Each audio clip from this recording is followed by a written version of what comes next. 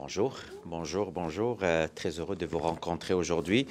Aujourd'hui, je vais vous parler encore une fois de l'alcool au volant, mais avec pas mal de nouvelles que j'ai à partager avec vous. Souvenez-vous de ce rapport caviardé il y a quelques semaines, rapport d'investigation du coroner Stéphanie Hull en 2021. À l'époque, la conclusion était la recommandation pour la SAQ. La SAQ, c'est de faire, dans les plus brefs délais, une analyse respective de la faisabilité d'abaisser le seuil limite d'alcoolémie dans le sang à 0,05. Vous avez vu la recommandation de la SAQ par la suite et que ça pourrait sauver des vies. Et la SAQ disait à l'époque qu'elle était prête et qu'elle va continuer de faire des représentations auprès des décideurs. Ça veut dire Mme Geneviève Guilbault. Nous avons continué à fouiller dans le dossier. Et j'ai le grand plaisir aujourd'hui de vous partager le fruit de notre recherche. Ce n'est pas un rapport du coroner. 3 rapports de 3 coroners différents qui ont analysé 3 décès. Décès de 2022, décès de 2023 et le dernier décès en 2024. Les 3 coroners confirment que ce n'est plus le temps de uniquement analyser la faisabilité, mais ils demandent une modification au Code de la sécurité routière. C'est très clair, leur recommandation. On n'est plus à l'époque d'étudier la faisabilité. Ils recommandent d'une manière très directe qu'il faut modifier le Code de la sécurité routière pour abaisser la limite à 0,05 et imposer les mesures administratives que vous connaissez depuis le temps. Donc, qu'est-ce que la SAQ répond à chaque fois? Parce qu'on a aussi les réponses de la SAQ au coroner.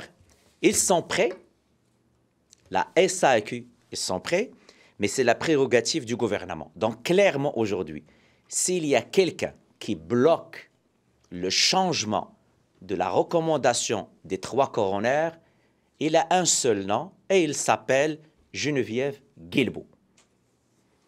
Donc, aujourd'hui, demain, l'opération Nez Rouge va débuter son service pour une 41e édition. Les policiers vont intensifier les contrôles.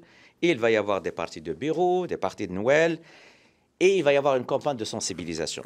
Mais comme vous le savez, l'alcool au volant, ce n'est pas uniquement pendant le temps des fêtes, c'est au niveau de toute l'année. C'est pour cela que j'ai déposé ce projet de loi pour pouvoir sauver des vies et imposer des mesures administratives. Comme vous pouvez le constater, il n'y a pas beaucoup de commissions. On a du temps libre aujourd'hui, demain et même la semaine prochaine. Il reste presque aucun projet de loi en étude. Donc, j'offre ma collaboration au leader du gouvernement d'appeler ce projet de loi, de l'étudier et de commencer à donner suite aux conclusions des 3 coroners qui nous demandent maintenant de modifier le Code de la sécurité routière. Voilà, merci et je suis prêt à prendre vos questions. Et selon vous, qu'est-ce qui fait en sorte que Mme Guilbault refuse de mettre ça à 0,0? Écoutez, Mme Guilbault est désolée. Il ne suit ni la science, il ne suit ni les recommandations de l'INSPQ, il ne suit ni les recommandations du coroner. Et vous savez quoi? Il ne suit même pas les recommandations de la SAQ. La SAQ lui dit ne sont prêts à changer le Code de la sécurité routière. Ben, c'est de l'entêtement. Par exemple, les restaurants, les hôtels... Ben, Vous devez avoir une hypothèse, M. Desrosiers. Ça fait assez longtemps que vous en parlez. Moi, je n'ai pas vu. Ben, vous savez, aujourd'hui, là, on va prendre le temps de parler des régions. Moi, je pense qu'on vit au Canada, il y a des régions plus pires que le Québec. Je n'ai pas vu des faillites à Vancouver ou à Toronto où il y a le 0,05. Là. Donc, cet argument ne tient pas la route. D'ailleurs, Mme la ministre a arrêté de parler du transport en région parce que s'il y a quelqu'un qui est responsable du transport en région, c'est bien elle. Parce qu'elle trouve des solutions. Et s'il y a des lobbies, je vous le dis, je veux les voir sur la place publique, qu'ils sortent, qu'ils parlent. Je les invite à parler aux caméras, qu'ils vous appellent, qu'ils disent que le député de Délégant ne doit pas continuer ce combat, qu'ils parlent au coroner. Les coroners disent maintenant qu'il faut modifier le code. Ce n'est pas un coroner, là, nous sommes rendus à 3 coroners. Madame la ministre sait très bien c'est quoi un coroner. Elle a travaillé à l'intérieur, auprès d'un coroner. Donc, moi, je veux bien, mais c'est de l'entêtement. Et je ne trouve aucune explication pourquoi Mme Geneviève Guilbault ne veut pas sauver des vies aujourd'hui. dans la population, vous pensez que ça passerait bien? Je vais vous dire, Monsieur Lacroix, si on va continuer à raisonner comme ça, on ne va jamais gouverner. Gouverner, c'est choisir. Est-ce que la décision qu'on va prendre est bonne pour la population? Moi, je pense que oui. La science ne le confirme. Les autres provinces l'ont fait et ils ont eu des résultats. Et aujourd'hui, j'ai la SAAQ, qui est la société qui est responsable de la sécurité routière. J'ai 3 coronaires qui me demandent tous de faire le changement du code de la sécurité routière. Donc, c'est d'une manière populiste. Madame Geneviève Guilbeault pense qu'il est dans le bon, je dirais, la bonne partie qui pense que ce n'est pas bon. Moi, je pense qu'il n'aide pas le bilan de la sécurité routière, malheureusement. Non, c'est du populisme pour vous, c'est ça? Pour vous, c'est du populisme. Ben écoutez, si vous me dites que les sondages ne sont pas de ce côté, je vous dis, le dernier sondage qui a été réalisé par les Coop de l'information disait que 62% de la population québécoise est pour. Maintenant, est-ce que pour 40%, il ne veut pas les froisser et il pense que ça va nuire à la CAQ dans les régions? C'est une lecture très populiste. Pensez-vous qu'il peut y avoir des pressions de députés du caucus de la CAQ, justement, qui viennent des régions qui disent hey, « Non, moi, si on fait ça, c'est pas bon, là. » Mais écoutez, à l'intérieur de la CAQ, il y a plusieurs courants. Il y a même ceux qui ont dit publiquement, qu'ils ont dit à des journalistes qu'ils étaient comme un peu obligés de voter pour la ligne du parti. Donc, c'est clair qu'à l'intérieur, il y a des gens raisonnables, mais s'il y avait un vote libre, pas mal sûr qu'il n'y aura pas unanimité à l'intérieur du caucus de la CAQ par rapport à l'alcool au volant. Est-ce que des élus caquistes vous ont approché pour vous dire que ça avait du bon sens, votre position? Absolument. Okay. Et si Mme Geneviève Guilbeault veut lancer un test, je suis prêt à déposer une motion, mais qu'elle laisse le vote libre aux gens. Qu'il ne leur impose pas un vote anonyme. Il y en a combien de caquistes qui sont venus voir? Quelques-uns. OK. Je dois quand même respecter mes sources. Moins de 10. Est-ce que, mettons qu'il y avait une modification législative là, sur cet enjeu-là, ça prendrait quand même des consultations particulières, selon vous? Il faudrait quand même entendre tout le monde. Là, avant, écoutez, les consultations, je suis prêt, je suis là pour travailler. Nous sommes dans une session intensive.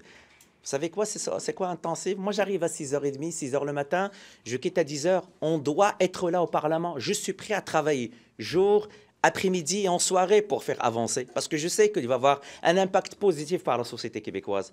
Regardez, toutes les autres provinces l'ont appliqué. Et ils voient des résultats. Pourquoi pas uniquement nous? Et je vous annonce, le Yukon est en train de voir le changement. Donc, on va être l'exception canadienne de ne pas changer parce qu'on ne veut pas déplaire à quelques personnes. Parlant d'exception canadienne, vous pensez quoi de la position du gouvernement Legault vis-à-vis le gouvernement de Trudeau concernant la frontière et les négociations avec Donald Trump? Avez-vous une position partie? Moi, je pense qu'il faut faire attention au message qu'on va envoyer parce qu'on a en face de nous quelqu'un qui est très habile. Il n'a même pas encore commencé qu'il a déjà imposé son agenda. Moi, je pense que c'est le moment de faire front commun parce qu'au bout de la ligne, je ne veux pas qu'une décision ou une mauvaise décision va nuire à nos entrepreneurs québécois qui travaillent fort, qui ont déjà des problèmes avec l'énergie, avec la main-d'œuvre, avec l'inflation. C'est surtout pas le moment de faire de l'improvisation. C'est le moment d'être solidaire, de laisser de côté les égos, que ce soit l'ego de M. Trudeau ou de M. Legault. Moi, ce que je leur demande, c'est d'être adultes et d'être prêts. S'il y a des considérations ou des choses à changer, c'est le moment de le faire et de démontrer à l'administration Trump qu'on prend au sérieux. Parce que aussi la frontière nous préoccupe. Ce n'est pas uniquement les États-Unis qui doivent être préoccupés par les enjeux de frontière. On doit, en tant que Canadiens, s'assurer que notre frontière est très sécuritaire. Et j'espère que c'est aussi le cas pour M. Trudeau. Mais M. Trump est en train de gagner, là, parce qu'il y a 3 semaines, 10 d'augmentation de taxes sur nos produits envoyés aux États-Unis, on trouvait ça épouvantable. Puis là, aujourd'hui, on a l'impression que 10 tout le monde serait content. Ouais, mais c'est pour cela qu'il faut faire très attention. C'est un négociateur, il est très habile, on doit prendre au sérieux ce qu'il dit, et c'est à nous de démontrer notre leadership. Et c'est pour cela que j'invite M. Legault à être l'adulte dans la pièce, parce qu'il s'agit, au bout de la ligne, de l'avenir économique du Québec. Nous sommes liés avec l'économie américaine. Nos économies sont très liées. S'ils toussent aux États-Unis, on tombe malade au Québec. Il faut faire très attention. Est-ce que M. Legault n'a pas nuit, justement, au Canada dans sa négociation en reprochant d'emblée à M. Trudeau en disant oh, « Oui, c'est vrai que c'est des passoires, les frontières. » Bien, écoutez, je pense que comme nous, on suit l'actualité américaine, les Américains suivent ce qui se passe chez nous. Parfois, il y avait des enjeux, avec raison, démontrés par pas mal de journalistes qui ont fait des enquêtes au niveau de la frontière. Le moment est venu d'être solidaire, de travailler ensemble, un seul bloc. Parce que si on démontre une faille à Trump avec des sorties qui contredisent la vision du Canada qui va négocier, qui doit négocier avec les États-Unis, c'est sûr que sur un échiquier, si je peux utiliser le jeu d'échecs, c'est comme je dis à tout le monde, voilà, je ne proteste plus, mon roi vient me faire un échiquier mat en 2 coups. Ah, écoutez, je vous laisse choisir c'est qui le fou là, dans la pièce, mais vous le savez, moi j'appelle tout le monde à être très raisonnable dans ce débat. C'est très dangereux là. Vous considérez que M. Legault a nuit en sortant de la sorte? OK. Je ne vais pas dire qu'il a nuit, mais je l'invite à plus de prudence parce que le moment est très sérieux. Il s'agit de l'avenir économique de plusieurs régions du Québec. C'est le moment de démontrer son leadership. C'est le moment d'être en bon terme avec même le Canada. Il doit travailler avec le Canada. Je sais que travailler avec le Canada, ce n'est pas quelque chose où il est fort, M. Legault. Depuis le début, il voyait l'ennemi, c'est le fédéral. C'est là où on doit revenir à la raison, jouer notre rôle de leader au niveau de la Confédération, utiliser tous les outils que nous avons pour faire face à Trump. Ce n'est pas le moment de jouer cavalier seul parce qu'on risque de le payer cher. Ce que je veux aujourd'hui, c'est un appel à la raison, un appel à la solidarité et un appel de faire un front commun. Parce que c'est l'avenir économique de nos régions qui est en jeu. Le programme d'aide financière pour adapter les maisons des personnes handicapées est à sec. Entre autres, à cause de la rigueur budgétaire imposée par la CAQ. Est-ce que c'est inquiétant? Qu'est-ce que ces gens-là doivent faire? C'est très, très inquiétant et permettez-moi de vous parler d'un cas concret que j'ai moi-même, où j'ai eu la chance de visiter la maison. Vous savez, ce gouvernement dit on n'a pas de place en CHSLD. On a des listes d'attente, on leur demande de rester chez eux et ils ne peuvent pas rester parce que s'ils n'adaptent pas leur maison, ils ne peuvent pas rester tout simplement chez eux. Donc, on a un problème au niveau des soins à domicile. Le programme est à sec. J'ai moi-même essayé de résoudre, trouver une solution pour ce couple qui a dépensé plusieurs milliers de dollars, mais ils n'ont pas les moyens. Donc, clairement, on va encore une fois augmenter la liste d'attente de personnes qui cherchent un endroit convenable en fonction de leur situation. Donc, j'invite le ministre de la Santé, la ministre responsable des aînés, de tout faire. Parce que si ces gens ne restent pas chez eux, on va juste, encore une fois, créer notre problème ailleurs et on n'en a pas besoin. J'ai l'école jusqu'à 18 ans, notamment comme les voisins en Ontario. Qu'est-ce que vous en pensez, vous? Permettez-moi de vous revenir, je n'ai pas eu vraiment le temps de tout lire. J'ai vu l'article, mais pour ne pas dire n'importe quoi, si ça ne vous dérange pas, je vais vous revenir par rapport à ça. J'en aimerais ça, vous disiez n'importe quoi. Ah oui, n'importe quoi. On va fermer les micros et on va commencer à dire n'importe quoi. Je ne pense pas que j'ai ce droit de dire n'importe quoi. Je dois être quand même responsable. Yeah. 0.05. Yeah. You have new coroner's report. Reports because there are many. 3 reports, yeah. Yeah, but Geneviève Guilbeault has reports too. You had many proofs that you put forward in the last few months for her to change her mind. So what would force her to change her mind now? Yeah, it's not the same thing. The first one, it's like thinking about, it's, just thinking about to reduce from 8.08 to 8.05. Now they are asking the government to change the code, the safety road code. So the first reports in 2021, they are just asking the SIQ to think about to change the code. Now, they are asking the government to move on and to change the safety road code. And so, for you, there is time. L'Opération Nez Rouge starts tomorrow. Tomorrow, yeah. But there are arguments that the Legault government has and is pushing forward. Which one? Do you understand what? Yeah, what which they- one? Which one? Well, tell me. Which like- argument? I didn't see nothing. They are just saying that, you know what, we have the best campaign, we are working with the police officer, we are doing some stuff, we are doing publicity, but nothing else. So that's why the coroner asking the government to move on and to change the code. But what makes you- bars that are not gonna? We have 2 restaurants and bars outside of Quebec, in Ontario and BC. So why it's gonna be a problem here and we don't have the same problem in BC and in Ontario? What makes you think, though, that she's going to change her mind now? Even I understand that the reports are stronger, but why are you so convinced that this could work? Yeah, because now I have 3 new reports coming from 3 different coroners, so it's something new, and they are asking, it's the first time that we have 3 reports asking the same thing. The government should change the safety code road. So the first one, in 2021, the conclusion was only to think about to change the code. Now it's more direct, so they are asking the government to change the code. Just on the negotiations on the tariffs, what do you make of Monsieur Legault's messaging that essentially that Donald Trump is right, that the border is mismanaged? Do you agree with that at this point? I don't think that it's the right thing to do. I think we should be, as a Canadian, work together, and I'm asking the Mr. Legault to work closely with Mr. Trudeau and to protect our economy. So it's not time to have 2 messages.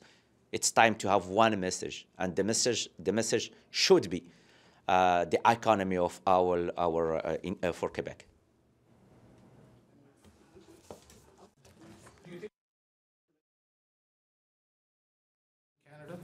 Excuse me? Does Mr. Legault have good enough relations with the rest of Canada to be part of Team Canada, to have a united front that you're asking for? I think you have your answer. During the last 6 years, I'm looking for 1 good file that Mr. Legault take and play the leadership. But now it's very urgent. I hope they will change. I hope that Mr. Legault will think will change the strategy and to work as a 1 team. We should be 1 team, Team Canada, and to be ready, because it's urgent, and it's the future of our economy. It's not about having problems with Mr. Trudeau. Now we have problems with Mr. Trump, and we should be 1 team, not 2 teams. Just from what we're reading this morning, it doesn't sound like every premier was sort of getting behind him, but you know, it seems to be a bit unclear. Is that concerning at all, that maybe not all 10 of them were behind this border message that Mr. Legault was bringing forward to the Prime Minister? Again, I think it's not good to have 2 messages. I believe that we should have someone, négociateur en chef, Marc Tanguay said that this week. We should have someone at the federal level, but I think, again, that it's good for the future of Quebec to have 1 team and to be ready for the next step.